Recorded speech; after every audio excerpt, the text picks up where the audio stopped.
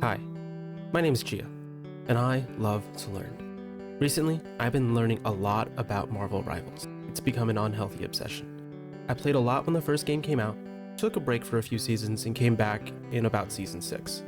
When I came back, I tried to learn as much as I could from everyone that I could. But everyone was saying the same thing, but differently, and it was so hard to bring it all together into a cohesive message. So I want to make this as easy as possible to learn. So I put all the information I got together and taught my friends. Now I'm going to teach you. So in order to improve, the only thing you need to know is Marvel Rivals is a hot dog eating contest. If you take some time, listen to this lecture that I'm going to present, you're going to be able to go from this to this. Wait, sorry, wrong image. Much better. So throughout the presentation, there's going to be some memes. We're going to have some laughs, have some fun. Sit back and listen in the background if you want. You don't have to watch it actively. There will be timestamps in the description, so if you want to go to a chapter, rewind 10 seconds, and just read the summary slide, that is perfectly fine. I'm not trying to gatekeep this information. Lastly, the other thing you need to know is that Season 8 is just around the corner, but this information is going to apply for any season. Enjoy. So let's get into our classroom and let's call attendance. We have Timmy. Timmy, are you here? Yes, sir. I'm here. All Present. All right. Well, thank you for sitting through on this presentation with me. I really do appreciate your time. But we can just get right into it. So the very first thing, let's go with some warnings here at the top. First thing is this is going to be a tough conversation. You're going to need to do some self-reflection if you want to get better at Marvel Rivals or with anything really. You will end this lesson, Timmy, thinking, Professor Chia, you just spent 40 minutes calling me a bad player. And that is a good thing. When it comes to climbing, there are two mindsets, Timmy. The first one is, I can always do better. The second one is, hoes stay mad. So are you a hoe who stays mad, Timmy? I don't think so. No, you're not. Correct. You are not a hoe that stays mad. No! You are an amazing player who can climb. Other warning is none of this may help, but if nothing else, my goal is to make sure you have a better understanding of why you are losing games and have tangible things you can work on. Instead of just saying, why am I hard stuck? You're going to be able to say, I am losing because of X, Y, and Z, and then actually be able to work on it. Yeah, I'll rock with that. Intermittent throughout the presentation, I do have these memes, just for fun. Well, all right, that was a real one. Yeah, let's get into the why here. The very first step in any challenge is to understand your goal. So are you playing comp to 1, climb, 2, play in a competitive environment, or 3, some weird third thing? If your goal is to climb, then this is the lesson for you. If it's the second thing, then this lesson will still be helpful. If it's the third thing, then I don't know how to help you. I'll be really honest. If you're playing competitive and you're not trying to do one of those first two things, stop playing competitive. I don't know what to tell you. I mean, it's probably climb with the caveat of like, I don't want to just sit there and like, I don't know. A lot of times when I play like competitive games, I feel like we just sit there and don't talk to each other whatsoever and just zone into the game the entire time. Yeah, but that's my caveat. Like if you're like obviously you want to play with your friends, you want to be sociable, and like you're doing more than just climbing. But if you're going into a session being like, I just want to play with my friends, but I'm mad that I'm not climbing, you're not going to be able to get anywhere. Like if you want to climb, you have to make that a priority. All right, yeah, I definitely want to climb. All right, so here are my goals for this lesson. I am not here to tell you how to think. I see a lot of guides out there that say you have to play X way, you have to play Y way, you have to play my way. I'm not here to tell you how to play. I'm here to tell you how to change the way you think. My goal is to give you the tools and resources to make decision making on your own, if that makes sense. No, it doesn't. Also note this isn't a pyramid scheme. And let's begin. Don't worry about that. It's not a pyramid scheme, I promise. Okay, for sure. Yeah, for sure. Don't worry. Yeah, I got you. Yeah. All right.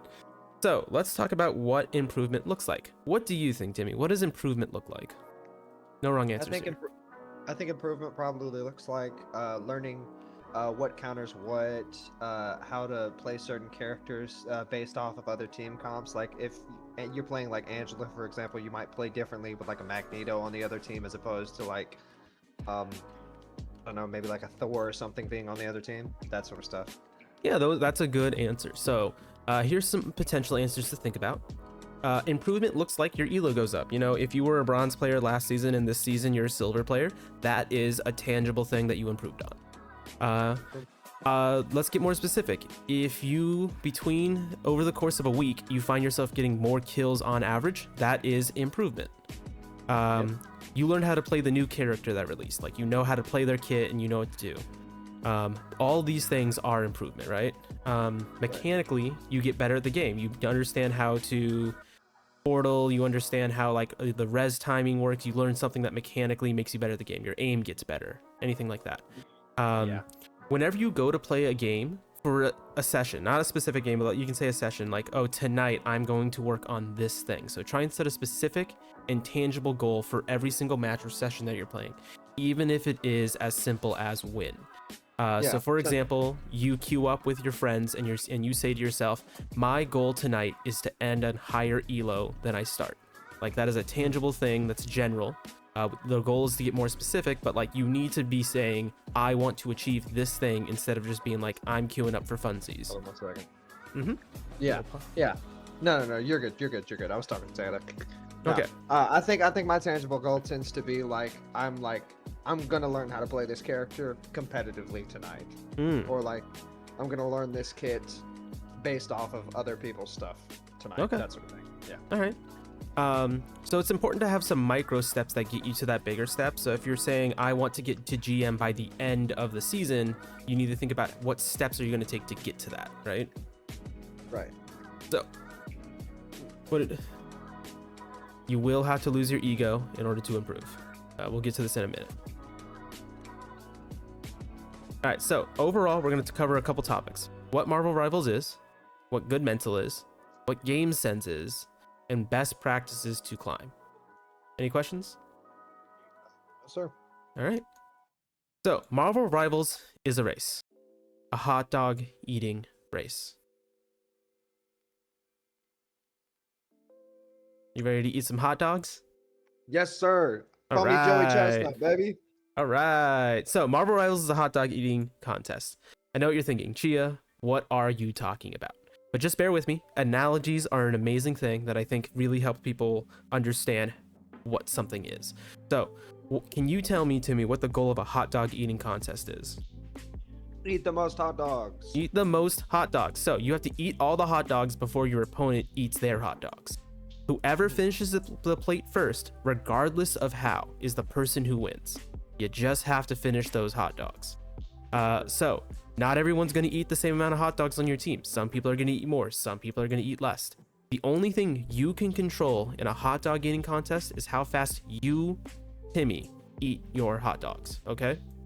That's facts. Realistically, you're not gonna you can't make your teammate eat hot dogs faster outside of training before the match. But when you are actually in the match, you can't go over to your teammate and right click and for rocket for them. The only thing you can do is play better for yourself. Does this make sense? Yeah, this makes sense. Yeah. Really, this is really just what it comes down to. It's like, it sounds silly, it sounds stupid, but if you keep asking yourself, what can I do in this moment to eat more hot dogs, instead of how do I make this person do better, you will find yourself doing better in the game. You have to always ask yourself, what am I doing that I can do better? That's fair. So let's apply this to Marvel Rivals. Nope. Here's Hulk. He sees the hot dogs. Oh, he's so excited to eat the hot dogs. He's gonna eat a hot dog. Gonna eat the hot dogs. All right. Let's eat the most hot dogs. So in a hot dog eating contest, your goal is to eat all the hot dogs. In Marvel Rivals, your goal is to get the most amount of points. Think payload, domination, convoy, etc. Your goal is to get the victory screen, right? You get the most amount of points on the top of the screen. True. So imagine you are in a competitive match and you are playing Moon Knight. What can you actually do in this match? The same way you can't make your teammate eat more hot dogs, the only thing you can affect is how you play. You can call out, you can coach, you can lead, but you can't press the right click for your Rocket Raccoon. That just is a fact of life. Yeah. So, do your best, maximize the benefit of the role you are playing.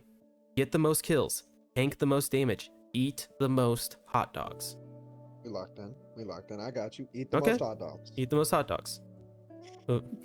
Yeah, I know, right? Moving on. So let's talk about good mental. Now that we know about eating the most hot dogs, let's talk about good mental. Can you tell me what good mental is, Timmy? Trying to stay in a good mindset when playing the game. Trying to focus on the things that you can focus on, not focus on what other people are doing wrong, that sort of stuff. Yeah, that's part of it. So, put simply, good mental is your mental state. It's your cortisol levels for the memes. It's being calm and making good decisions objectively. There is a right and a wrong thing when it comes to competitive games. So here's the harsh reality, Timmy, and I am sorry to say this. Are you ready? I'm ready. If you are playing consistently and you are more than halfway through the season, I am sorry to say you are in the correct rank. If you have been playing every other day, every day for 3 weeks straight, I am sorry to tell you, you belong in plat, you belong in gold, you belong in whatever thing you are in. You are not hard stuck. People are not throwing your games. I mean, they could be, but like the reality is you are in the correct rank. Okay, sure, pal. Unless you improve. The only way you are getting out of your rank is if you improve. Excuse me. Let's go back to the hot dog eating contest. If the team is losing, you are the problem, okay? Not just talking to you specifically, Timmy. People watching this video, if you are losing the game, you are the problem. You are the only person that can make sure that you eat the most hot dogs. No one else is gonna hold your hand. No one else is gonna eat more hot dogs for you. So you need to self-reflect. You are never gonna play perfect every game. If you did, you would be GM or higher. But when it comes to having a good mental, when it comes to how to play the game, you need to at all times recognize you are the problem. You are the reason you are losing the game. You are the reason you are the rank you are in. If you can't accept that as a reality, you are never going to climb out of the rank you are in. I think I can accept that. That being said, throwers are real. Like, I'm not going to pretend that like people aren't throwing your games, that people aren't playing the game incorrectly, that there genuinely is nothing you can do to fix the game. You are going to have those matches. That is real. But 90% of the time, I'll just throw a random number out there, you are the only person that is stopping your team from winning. Does that make sense, Timmy? Yeah, that makes sense. Yeah. It sucks to say it, but that is the reality. But here's the thing. Oh, it's robbery time. So, what do you do when you get a bad teammate? Let's talk about it. So, throwers are real. They will be in your game from time to time. You will have people who just aren't playing their best game. Maybe they're on like a 5-game lose streak and they're just fully tilted. Maybe they had a bad day at work. Who knows? You can do your best in the game. You can hard carry and you will still lose games. That just is the reality. I also want to state there is such a thing as a valid crash out. You know, we try not to crash out on our teammates, but there is such a thing as a valid crash out from time to time. For sure. I'm not gonna pretend we're not human. I'm not gonna pretend like we're gonna play perfect every single game. You're gonna have some moments where you're gonna like lose it on your terrible teammates, and you know that it happens. About how we bounce back from it though. Yeah. That being said, when you flame someone for being bad, that should be a last resort. Because here's the reality: when it comes to the hot dog eating contest, you can try and shove a glizzy down someone's throat, but it's probably not going to work. You can try and make them play the game better and eat more hot dogs, but it's probably not going to happen. Coaching them to eat faster might not work either. You can give out good calls in a game, but coaching them is always going to be better than shoving a hot dog down their gullet. Yeah. Positive reinforcement's always going to work better than the negative. Yeah. If you say, hey, maybe try to do this thing, as opposed to saying, hey, you are terrible at the game. Don't do this. Yeah. Yeah, don't do that. You tell them what they should be doing, not what they shouldn't be doing. It might not work, but it's going to probably be better. You're going to have better odds if you do. Mm-hmm. It's always better to coach someone than to make them feel terrible. When have you, Timmy, ever wanted to be better when someone says you're bad at the game? Nah, bro. That just makes me want to leave the damn game. Yeah, it happens very rarely. Spite, it happens, but very rarely. Spite can be a real motivator from time to time, but most often, if someone says you're bad at the game, you want to stop playing the game. Yeah, I like, not even in like a sense that like I'm mad at them for saying I'm bad at the game. I'm just like, all right, bro, but I'm out. All right, I'll do it. Yeah. The main takeaway is getting mad puts you in a bad mental and will always affect your decision making. Hoes stay mad, and Timmy, are you a hoe that stays mad? No. No, you are not. You are a god gamer. I am not a hoe. Exactly. Every time, man. Every Jump time. in, no one's on the back line, and they say GG no heals when they got killed. So doing a 1v6. This is what playing Ant was like for me, bro. Exactly. All right, let's. We're almost done with good mental. Let's do a few things. So you're getting rage baited. You need to let your ego die if you're rage baiting. Your teammate's ego is not your problem. If they want to be the main character, let them be the main character. You get that champion Spidey who says I can carry the game. Go ahead, let him. What can you realistically do that's gonna change his mind? Ask him about Uncle Ben. Yeah, Uncle Ben. So don't fall for main character syndrome, even though you are carrying. So Timmy, if you are improving and you're carrying the game, you are still not the main character.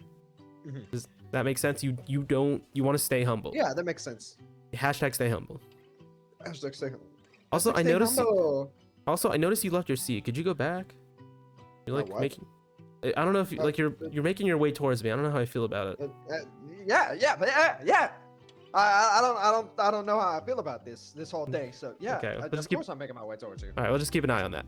Other thing that is important is stats in a game don't mean anything. If we could remove the MVP SVP system, I really think we should until the match is over. Seeing who is ace live is such a bad thing. When it comes to stats, there is a world where the 1 in 7 BP is actually helping you win the game. Conversely, there is a world where the 45 and 5 Namor is actually costing you the game. There are worlds where someone who is getting the most kills in the game is not actually helping you win the game because they're playing team deathmatch and not actually ever playing on point. Does that make sense? Yeah, that makes sense, definitely. Yeah, the only stat that matters is your elo. But at the same time, don't care about your elo. Focus on winning and getting better at the game. The elo will come. All right. I want it so It's badly. Deadpool and Wolverine. I know. I thought it was gonna be animated Wolverine. I know. You Dude, want that GM. I want GM so bad, bro. Don't we all? Don't we all? We'll get there. Don't worry. It feels like it's in reach, bro. All right. So good mental in review. Stay calm. Don't get rage baited. Eat the most hot dogs. Stats don't matter. Always be focused on how you as an individual can be better. What would really think about this? If a GM player were in a bronze lobby, how would they play? They probably play very differently if they're in a bronze lobby, to be honest with you. But you get my point though. Like, do they know they're in a bronze lobby? Like, say If so. they don't know, if they just queued into a bronze lobby, I feel like they play the same way. So say they're smurfing. Which you shouldn't do, but say they're smurfing, right? And they're actually playing to be serious and not just mess around. How hard are they gonna carry? They're gonna dominate that lobby, right? Yeah, exactly. Yeah. So Timmy, if you are telling me that you are meant to be platinum, you're meant to be diamond, you're supposed to be a higher rank, what would you expect someone of that rank to do if they were playing your game in that moment? Probably playing that up entirely the entire time. Don't have fun. Don't have fun. But you get my point though. Like if if suddenly Flats showed up in your house and said, "Give me the sticks," how would he play as opposed to how you're playing? He'd probably plug a different mouse up. Make a PC. Right. Other thing in review, there is such a thing as a valid crash out, but you don't get to flame your teammate unless you are carrying and winning. You need a pedestal if you're going to talk down to people. If you are down on the rounds, if you are losing, I don't care if you're ace, saying something bad about your teammate isn't going to do anything. You have to be winning the game if you want to say something about your teammates. Yeah. All right. This is me. For the record, I am in diamond or plat. I'm not in gold, but for the sake of the meme. Yeah, I'm in plat now too. Thank God. Yeah. All right, let's talk about game sense. Timmy, can you tell me what game sense is? Game sense is like understanding how the game works. Things like where the health packs are, how the point moves, when to portal, that sort of stuff. So this is interesting. Do you think you can? So you're describing the effects of game sense. Can you tell me in the most simple way possible what you think game sense is? Not what good game sense looks like. Understanding the game. It's the culmination of all your knowledge on what is happening in a game at a given time. Like the things you're saying, is it time to portal? Where are the health packs? Who's alive? Who's dead? What ults do we have on cooldown? Yeah. You don't train game sense exactly. You train the parts of it. For example, when someone says they're doing strength training, they're not just saying I did strength training. They said, oh, I worked on my biceps today. I did abs today. I did core. So when it comes to developing your game sense, you say, oh, I worked on knowing where all the health packs are. I worked on my ability to know who has ults, or like guessing on what my enemy who has ults, things like that. Game sense includes, but is not limited to, cooldowns, knowing who has used what abilities on your team and the enemies. For example, do you know if the enemy Venom has his E ability up? Is he going to be able to survive a fight? He's got a shield, yeah. Yes, do you know if he has a shield? Does the Strange have his shield broken? Things like that. Where is everyone on a map? Can you tell me at any given moment in a game where every single person is? Or tell me who's missing from the map? Who has ults, both yourself and your enemies? What team composition you're playing? Are you playing poke, dive, brawl? What is your game plan? And then you also have to be able to tell me what is literally happening in front of you. So I know that sounds simple, but there will be people who queue into games, they'll be in a map and then not know that the Wolverine is ulting right in front of their face. They're like, why is he screaming? It's like, that's his ult. Yeah, it's his ult, yeah. Or like they'll look at like the penny webs constantly killing you and be like, where's the nest? It's like, you need to know, you should be able to tell where the nest is. That makes sense. And then you need to know the value of everything. We'll get into what value means later, but game sense is fundamental and will grow with time. You will eventually hit a point where you have to actively try and learn. For example, when you first picked up the game, you were a bronze silver player, you were learning how to do it, things came naturally. You were like, oh, this cooldown does this Wolverine plays this way, Ultron plays this way, whatever. But then when your rank plateaus, like you are right now, if you're watching this video, your rank probably is plateauing. This is the time where you have to say, I need to figure out what I need to learn and grow with. There is a tangible and trackable distance between the game sense of a bronze player and a GM player. You watch how they play, you can see that they know what's going on in the game. Yeah. Without good game sense, you are unable to practice target priority, angling, understanding value. We're going to talk about all these things, but if you don't understand what's happening in a game, you can't start working on these. You'll see people be like, oh, you need to work on your target priority. Oh, you need to work on how you aim. If you don't understand the core concept of the game and like what is happening, I don't care how good you aim. If you don't know where Spider-Man is, or know that he's gonna dive you can have perfect aim. You're never gonna know he's there though.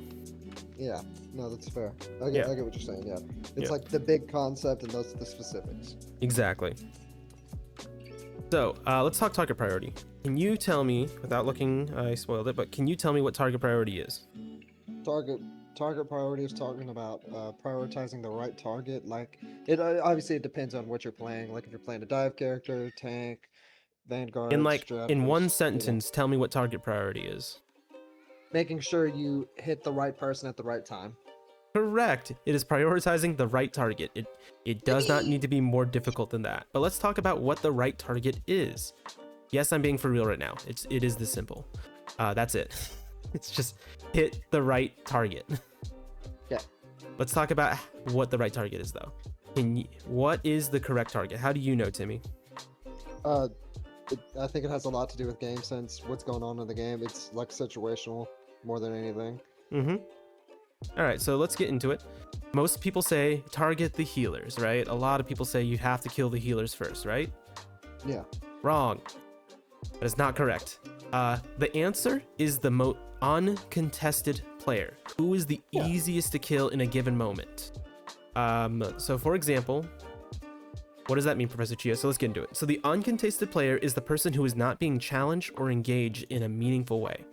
So in order of who you target first to last, you typically want to get the uncontested person. Think you see, so for example, say you were playing a dive character, right? And the healers are left alone.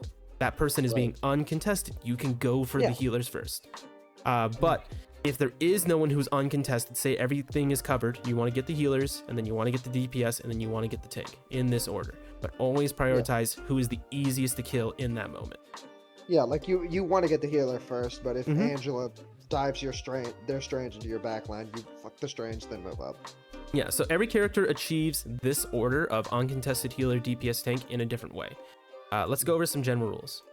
First is the strategist. The strategist is arguably the easiest to understand when it comes to target priority. Your first and foremost, your target is whoever is on low health. You want to heal you're the healer, you want to heal your team. You need to think of your team as a collective health bar. If the team is collectively at 90% or higher, you can consider starting to hit enemies. Not everyone has to be topped up at 100% if you're playing strategist. You can shoot other people, but make sure generally your team is mostly topped up, but they don't have to have 100% health. Yeah, no, I got you. So once they do that, right, their team is generally healthy, then you go, all right, let me try and shoot the people who aren't being shot at, right? But the DPS will focus on the people causing problems if the team is dying. So focus on healing, and if we're mostly healthy, then you can start shooting people. Duelist. Uncontested is typically the healers, but it also could be a DPS no one is shooting at. You need to be an opportunistic killer, okay? At all times, Timmy, you need to be thinking, who is the easiest to kill right now in this moment? Is it the Iron Man that's super away from his team? Is it the tank that doesn't have a healer? Is it the magic who's trying to flank? Like, all of these could be correct answers, but you need to think, who can I kill in the least amount of time for the least amount of resources? And then we got Vanguard. It's the exact same thing as DPS. You want to get the uncontested people, but it's done a different way. Sometimes you have to take the Vanguard's goal is to, yes, get kills, but you need to make the opportunities to get kills. You're distracting the tanks, you're taking the space, you're wanting to make it so that you can get to the healers, right? Yeah, you're cutting people off with Groot walls, you're bringing someone back with Angela, that sort of thing. Yeah. Last thing, this is above all else, above uncontested, above DPS, healer, all that. Almost always, not 100%, but most of the time, if something is going to kill you, I don't care what you are doing, you need to target it. If it's Wanda ulting, Squirgle ult, Moon Knight onk that while you're on low health, if it is a thing that is actively going to kill you, I don't care what else is going on. You need to stop it from happening. Okay, I got you. So, for example, Wanda comes into ult and you're like, oh, but I gotta kill this tank right in front of me. No, the Wanda is about to dome your entire team. Stop whatever you're doing, shoot Scarlet Witch. Sorry, kill her. Yeah. Yeah. And when her ult is no longer a threat, go back to whatever you were just doing. That makes sense. Kill Elizabeth Olsen, I got you. Yep. All right. Target priority continued. So there is a Punisher in his turret that literally no one is shooting at him. Who should prioritize this target, Timmy? Probably the DPS. Well, Tanks who are engaging the enemy, and every DPS with no exception. If a Punisher is uncontested in his turret, everyone who isn't a healer needs to be engaging in that turret, because you need to get him out of it as quickly as possible. But I can dive their back line. Is that the easiest kill in this moment? Will your team be able to push if the healers are dead, if Punisher is uncontested? Does that make sense?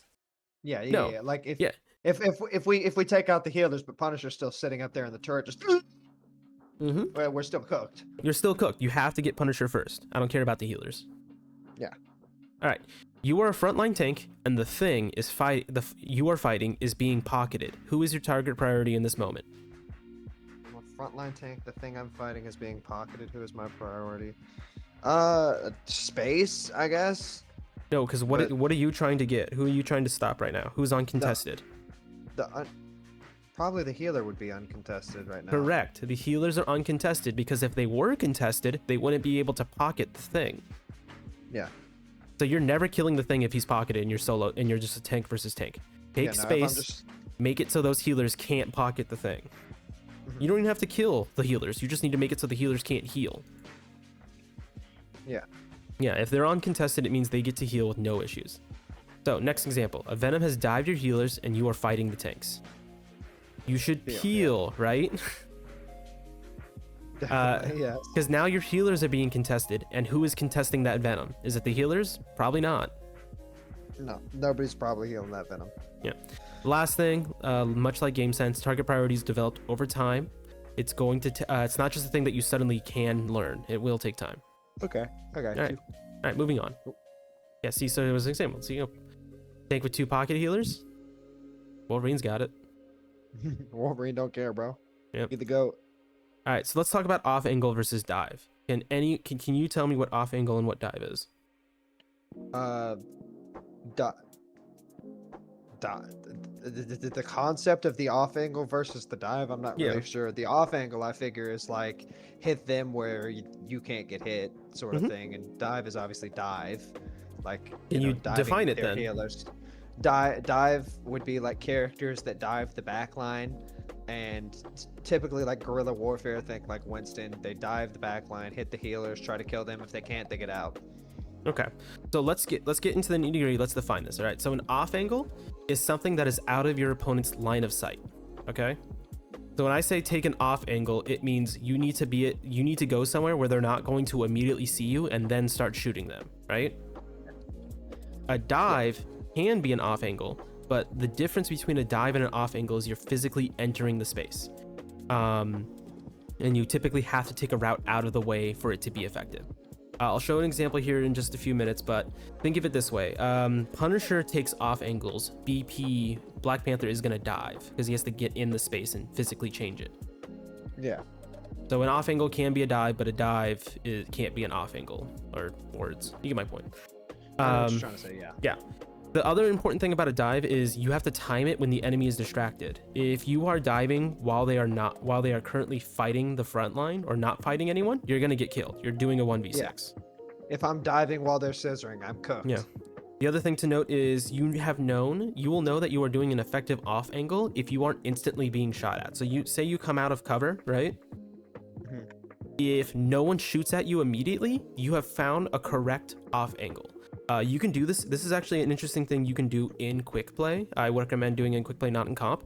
Go take an off angle, see what you think is an off angle, and just stand there. Don't engage the enemy. Just stand there and count how many seconds before they notice that you're there.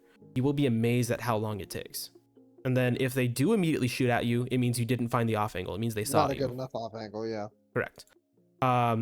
Yeah, so you can go into quick play and try it. I wouldn't do it too much because it's a little trolly, but it is an interesting thing to go see at least once or twice. Yeah. I get what you're trying to say. If you're playing a DPS character and you're not getting picks, go try an off angle. You should at all times have an idea of where everyone is in front of you and take note of who is missing, because while I am telling you to take off angles, the enemy is going to take off angles. Try and think about where are they going to be coming from. That makes sense. Last thing, and this is a really important thing, is you should realistically never be more than 3 steps away from cover. Because we're in a third-person shooter, you can be from cover and see who is coming without being out of cover. Yeah, which I love that, by the way. Yeah. So, for example, if you're a strategist healer, guess what? Your tank is your cover, right? Yeah. If you're playing a tank, you shouldn't be all the way out in front of a wall. You should be able to get to a wall pretty quickly, because the wall has infinite health. Yeah. If I'm playing thing and I'm standing in the middle of the ocean, I'm just gonna get. You're just gonna get domed. Yeah. All right. So let me give you an example of what an off angle is. So this was a match I had, right? Right. So this is Spider-Man's line of sight, right? You see how generally this is where he would be looking? Yeah. So where would an off angle be? Would it be right here? I'm sorry, which is the one on the right? Oh wait. No, the off angle wouldn't be right in the middle. No. Would it be over here? It could be. So it could be right here, right? So this is an off angle. Assuming the Spidey is just looking right here, right? This is for simplicity's sake. This is an off angle. He can't see you in this moment because he can only look right here. Right. Yes, he could turn, but say for the example's sake, this is considered an off angle, right? Yeah. So here we have the entire team, right? And so let's make it a little more complicated. Instead of just one person, this is the entire team's point of view, field of view. They can see, all of them can collectively see everything in this cone of area, right? Yeah. So where would an off angle be? An off angle would be Go to your left a little bit. Back into the left of Jeff a little bit. Like right here? Yeah, somewhere in there probably would be Okay. an off angle. So this could be an off angle. You're technically out of field of view right now. Yeah. This is a dive. You are fully behind them. You're going to go into the fighting space here. Okay, I understand what you're trying to say. I got you. So I know the map you can't do this, but let's say in the map I could come all this big roundabout way over here. Mhm. This is a dive. I've gone fully out of their field of view. I'm coming in behind it. I'm going to get into them. If they see me on my way, I have failed at diving because it True. needs to be it needs to happen when they don't see it coming. Mhm. All right. I hate when someone locks in a 4th DPS. Dude. Even in quick play, it sucks. All right. So sorry, before we get to this, does this make sense for off angle versus Yes. dive? Yeah. Yeah, dive is like fully taking the space. Off angle is. So for angle off to example, the side. if I have a Spidey and he comes down straight down main and he comes around, is that a dive really? Is that an effective dive? So say my mouse is Spider-Man, right? Right. I come out and I do my rollout. I swing straight down the middle and just go to their backline. Is that really an effective dive? No, because they saw you swing right over the top of them. Exactly. They know you're coming. That's just playing a normal game. You're not diving them. Yeah. Because they're all just gonna turn around. They're just gonna rail you. Yeah. You're All right. So let's talk about value. Can you tell me what value is in the most simple terms, one sentence or less? Value is using your abilities effectively to secure kills or space. Okay, that I could see why you would think that. So, in the most simple terms, value is whatever gives you the ability to win the game. Okay. A lot of things bring value, but ultimately you can say, did this bring me value? Well, did it help you win? So Okay. what brings the most value? The number one thing that brings you value is capping point or stopping your enemy from capping point. That is it. That is as simple as it can get. You are playing domination, you are playing convoy. Doesn't matter which map you are playing. You did something that said, hey, that number on the top went from a 2 to a 3. Guess what? That was value. I don't care if it was done badly. I don't care if it wasn't the most effective. It helped you win, right? Right. Or you stopped the enemy from getting it. To make it a really obvious example, you did your ult and now you got ace, like you cleared out their entire team. Guess what? You stopped them from capping point. That's value. Yeah. Okay, I got you. So here's an example. When you are Luna, did your ult let you cap point and win the game? That's value. You did ult, everyone walked up, you killed everyone, and you capped the point. You got value off of your ult, right? Yeah. That tracks. Yeah. So that makes sense, right? Right, that makes sense. Okay. So the other thing is that brings the second most amount of value is picks. It's kills. It's whoever has the most amount of kills. Because can you tell me why? Because kills keep them from taking the point. Correct. If the enemy is dead, they're not capping point. They're not getting points if they are dead. Right. That being said, you can get the most amount of picks, but they can still win. So that's why it's the second most important thing. Right. So which again, capping point is the highest value. So here's an example. My Wanda ult whiffed, and then I died. The enemy capped point. They just got value from you. So in that example, is the Wanda ult bringing value to the team? No, it is No, not. you brought negative value. You're making things harder. The last measurement of value is cooldowns. We are in a meta right now where neutral is really important because of the how the ultimates got reset, the ultimate gauges. So if you can make an enemy bait out their cooldowns, you will have the advantage. Okay, so here's an example. Mag, you for whatever reason got Mag to waste his bubble, and now your Spider-Man can pull him out of the map. That is massive value because now he can do less things than you. Okay. So in order of the most important to least important, or let's go this the other way. So if you have more cooldowns, you're probably going to get more kills. And if you have more kills, you're probably going to cap point. But capping point is just the thing that matters most. Yeah. And all that other stuff is it's like what leads you to capping point. I got you. Exactly, yeah. So if nothing else, when you are in a game, if you say, am I bringing value? You have to say to yourself, am I doing something that's going to help us get points? Sorry, any questions on this one?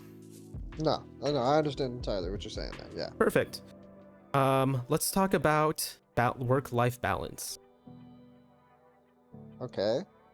So let's talk about self-care. We're gonna go over some very quick surface level neuroscience. You ready? Yeah. Social work 327. I got you. All right. Imagine your brain is a plate. All day you're adding hot dogs to it and making a stack of hot dogs. Yes, we're back in the hot dog analogy. Lots of hot dogs on the plate. I got you. Every single thing you do in a day is adding hot dogs on your plate. When you go to sleep, you eat those hot dogs and you eat from the top down. Anything you don't finish is thrown away. When you go to sleep, the most recent things you do is the thing that your brain internalizes first. This is like a proven thing. And that's the thing that you're going to retain the most well. How does this apply to Marvel Rivals? The things you practice before you sleep is what you're going to retain. If you doom queue all night long and have an insane loss streak, the habits from those games will stick with you the most. Okay. So at the end of if you're on a bad losing streak, go play some quick play, go try to end on a win, do some VOD review or something, or practice before bed. Do not just doom queue all night and then go to sleep. That's fair. Because what's gonna have you had that time? Have you had a session where you doom queued and then went to bed? Yeah. What's the first thing you think of when you wake up? Man, fuck this game. I fucking hate this. Exactly. You're still mad about it in the morning because that's what your brain took in first. Sorry ass game. Exactly. So it's important. Also, it's important for you to get a full night's rest so you can eat all your hot dogs. Because the more sleep you get, the more hot dogs you get through. But you know, we're gamers. We're not always gonna get a full night's rest. Yeah. All right. That's enough about hot dogs. All right. Oh, poor baby. You poor. Let me hold your hand. He has to play second tank. All right. Let's talk about best practices now. If your goal is to win, you have to do these, no exception. For my YouTube viewers, if you're going to watch nothing else, watch this one segment on best practices, okay? All right, we're locked in. So first and foremost, hide your name.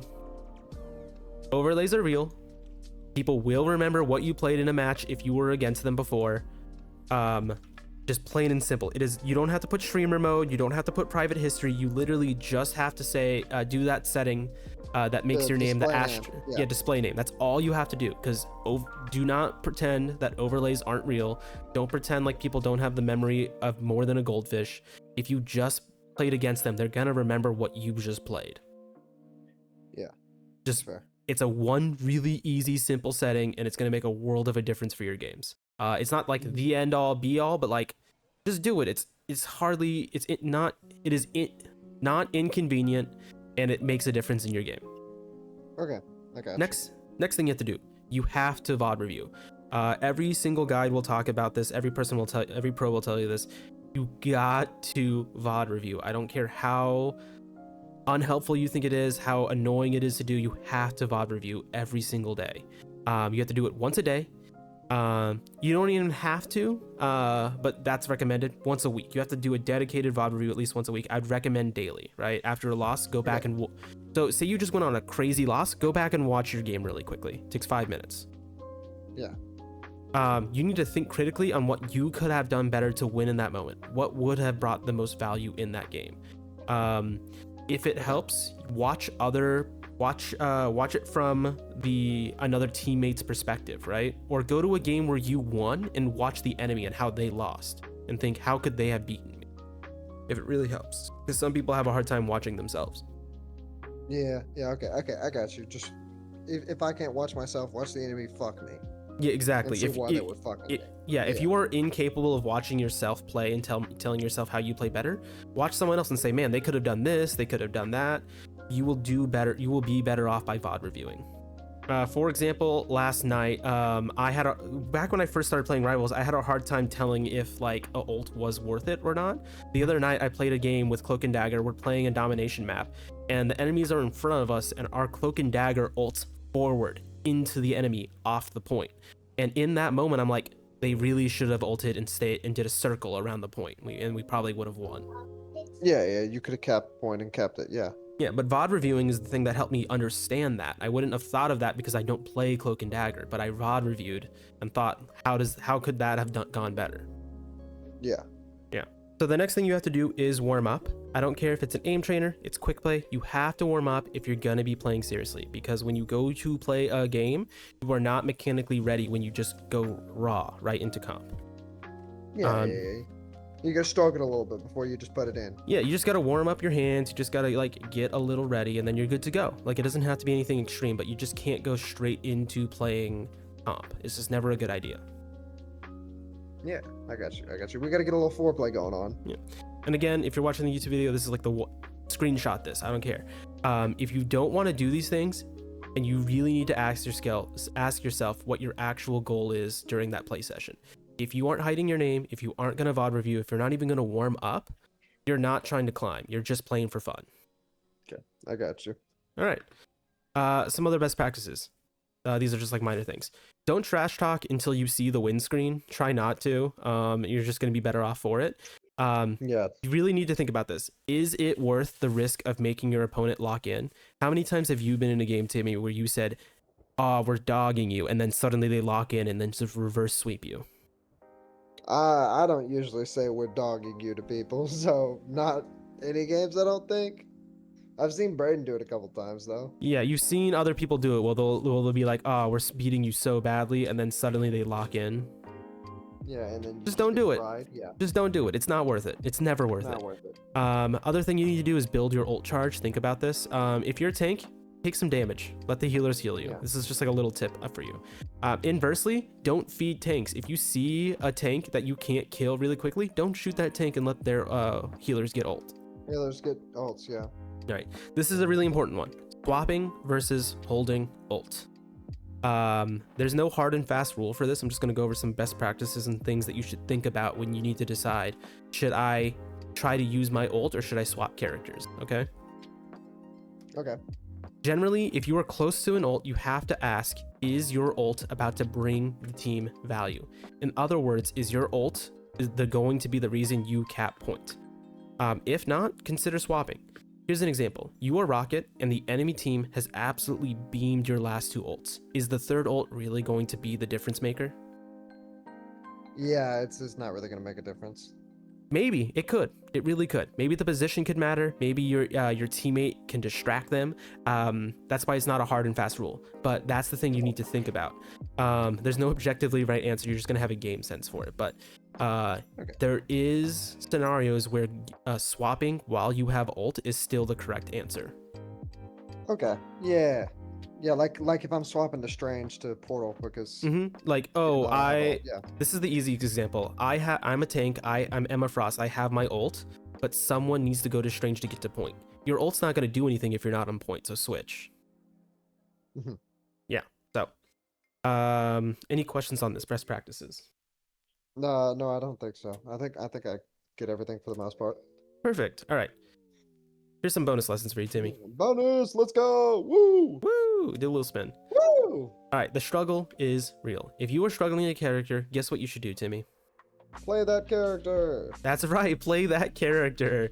You need to mechanically understand the thing that is killing you. So go into quick play and kill and try to see. So for example, say you're a strategist, man, you play a lot of Invisible Woman, but Black Panther keeps killing you. Go play Black Panther and try to go kill Invisible Woman. If you kill the Invisible Woman, you should understand what they are doing to kill you and be able to play against it. If that invis beats you, watch them and see how they beat you. Yeah. You need to know your enemy if you're going to defeat them. It's a real simple, quick bonus lesson. Bro, I think he's the Kung Fu Panda. Exactly. All right. Next bonus lesson. Address me. It's strange. So let's talk about the elephant in the room. The portal question. This is something just I personally hate seeing. This is the only reason I bring it up. I don't think it's specific to you, Timmy, because we went over it. But when it comes to Marvel Rivals as a whole, I am tired of being in diamond lobbies and still seeing people not understand if they should strange portal or not. It's super annoying. Okay. So let's get this out of the way. You need to know how to strange portal if you are going to play this game competitively. It is not hard to press F, hold W, and then left click. That's all it takes to Strange Portal. It is not a difficult thing to do. When you are going to try a hold point, ever the first person to die does not have to portal. If you have a game sense, you're going to know if you need to portal inherently. But say you don't know how to, say you don't have game sense, right, Timmy? Say you don't have game sense. Here's the list of what you need to go through to ask if you need to portal. The question, first and foremost, is never, should I portal right now? If you are asking vocally to your team, should I portal? You have failed. It is too late. It is the wrong time. Yeah, I should know if I should portal. Yeah. You should know if you should portal. So here's the thing you ask yourself. Are they going to cap point before I get back there? If I don't portal right now, is point going to get capped? If the answer is no, just walk back. You have time. If the answer is yes, you need to say one of these things. First, if you're going to portal, you have to say one of the following. Can anyone stall while we portal? If they say yes, go for it. Or you say to someone, can you portal since you died? You see that your invisible die, you say, hey, portal, I need you to portal now. Do you think you're going to lose point? Mm-hmm. Or you say, I'm portaling, I need you to stall for 10 seconds, however long you think it's going to take you, right? If you do this, I understand you're going to waste portals. It's going to happen, you're going to portal bad. But bad portals will be a better teacher than no portals. Your elo's always going to come back.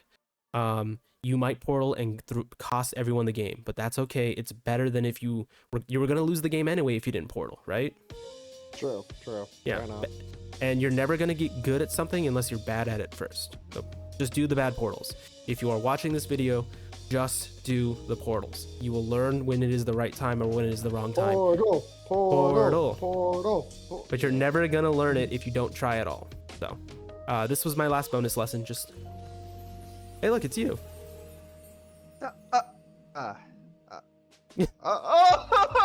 Put me back there! No! No! Nursey's out again. All right. Nursey's in plat again. He's in plat again. All right, so let's in review.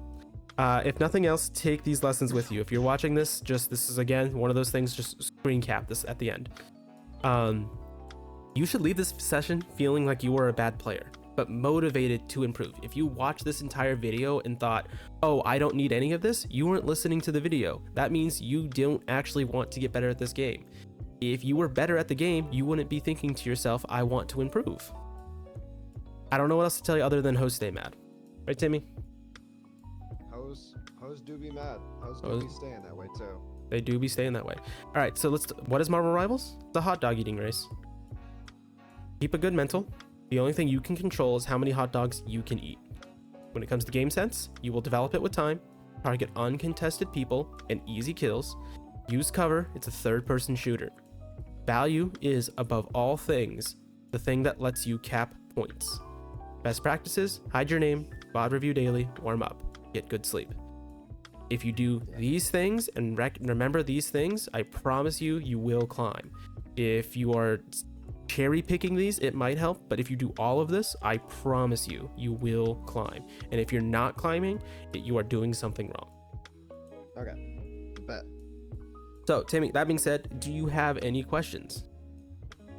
I was gonna ask you what you think good sleep is. Technically it's 8 hours, but everyone's REM cycle is different. All right, fair enough. Okay. Oh yeah. Well, I don't think I really have any questions. How many hot dogs do you eat? I eat at least 10 hot dogs a day. All right. Well, if you watching this video have any questions, go ahead and drop in the comments. I will be more than happy to answer. Remember, everyone, eat the most hot dogs. Have fun. Hot dogs.